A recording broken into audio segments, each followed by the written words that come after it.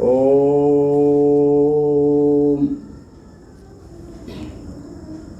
नारायणं नमस्कृत्य नरं चैव नरोत्तमं देवीं सरस्वतीं व्यासं ततो जयमुदीरयेत्।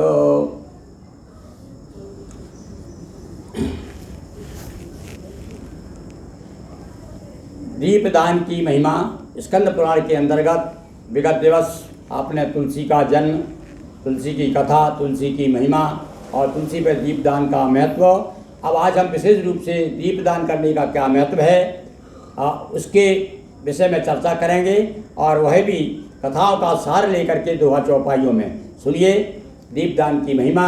हाँ, एक विशेष आग्रह हमारा कि आप कथा सुनते सुनते कथा के पहले या कथा के बाद में हमारे चैनल को सब्सक्राइब कीजिए, शेयर कीजिए, लाइक कीजिए। सुनिए अब कथा में प्रवेश करते हैं कि द्रविड़ देश के विप्र की सुनिए सुंदर गाथ।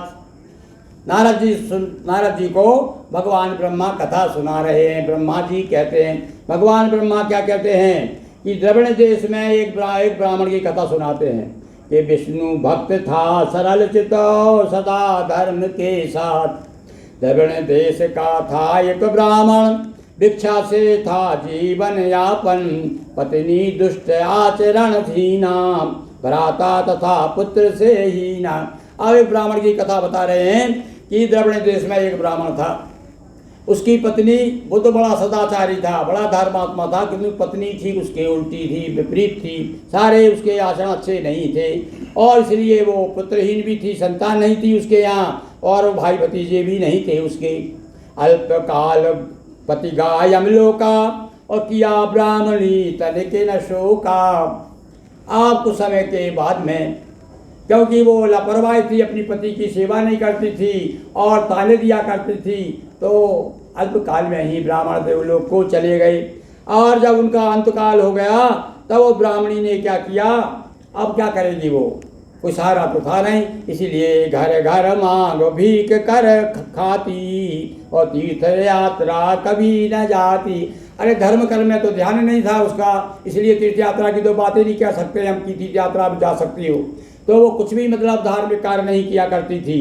कुछ ऋषि आए एक बारा और खोला हृदय भक्ति का द्वारा। देखिए आज संसार में कहा गया है कि आग लगी आकाश में और बरस रहे अंगार और संत ना होते जगत में तो जल जाता संसार। भक्त जो है, संत जो है और संसार को बचाए हुए हैं, जहाँ जहाँ भी संत जाते हैं भक्ति का प्रचार करते हैं। एक बार कुछ ऋषि आ गए और उन्होंने आकर के उस ब्राह्मणी को उपदेश दिया, उसे बताया कि तुम्हारा जीवन निरर्थक है, अरे ये तो पंचतत्व का है, पंचतत्व में मिल जाएगा, ये मिट्टी का शरीर है, मिट्टी में मिल जाना है। और जब तत्व की ज्ञान की बातें बताई तब उसके समझ में आया, तब और बताया कि देखो ये कार्तिक माह में तुम दीपक का दान करोगी तो तुम्हारे जितने पिछले पाप है वो सब दूर हो जाएंगे, भगवान के प्रति तुम्हारी आस्था बढ़ जाएगी।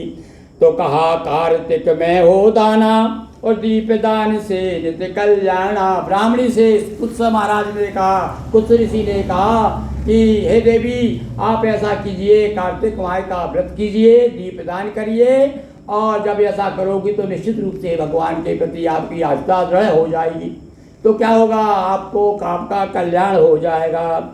विष्णु परिक्रमा पूजन अर्चन करिए होगा पाप विसर्जन, आपके पाप दूर हो जाएंगे। आप भगवान विष्णु का पूजन अर्चन कीजिए और तुलसी की परिक्रमा कीजिए, सालिग्राम की परिक्रमा कीजिए। हो आकाश दीप नित प्रज्वलित पाप नाश हो जाता निश्चित। और आकाश दीप भी लगाइए अपने घरों में, उससे क्या होगा, उससे भी पाप का विनाश होता है। तब ब्राह्मणी जलाए दीपक कार्तिक दीप दान पूनम तक। पूरे महीना का बताया भैया, पूनम तक यानी एकम से लेकर पूनम तक कार्तिक मास में आकाश दीप जलाना चाहिए, तुलसी को दीपक जला रखना चाहिए।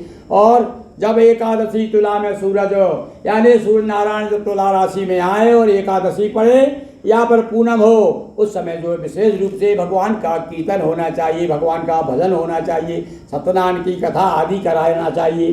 शुभारंभ करिए नव धूप दीपा, निर्धन हो या हो महीपा।